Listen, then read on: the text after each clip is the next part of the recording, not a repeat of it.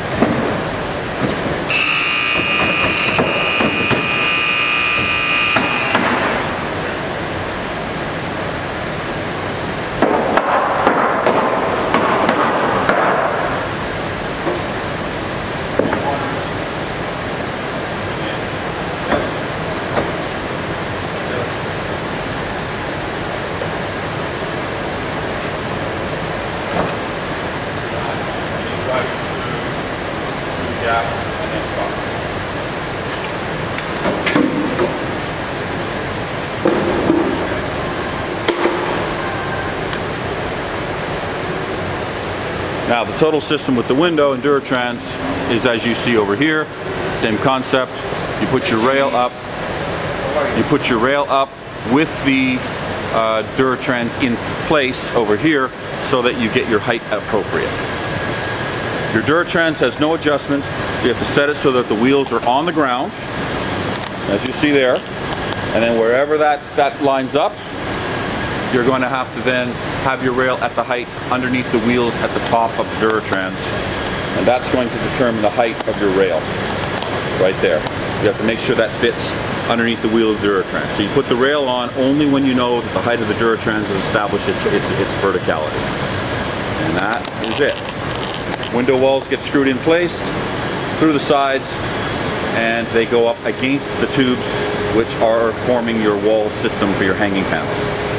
If you have a Duratrans that's recessed, you have to screw the Duratrans to the wall behind, so your tubes cannot continue behind the Duratrans in the Duratrans opening. But that is very rare. There are only a few of those, and most of them are the surface mounted Duratrans like this model here. Exactly like this model here. And then you do your brick caulking. You let it dry for 12 hours. Then you do your white paint application. and then your light antique finish, and your shot on the window. The antique finish is a mix of powder given in a small can. You put in a gallon, like the instructions are on the can.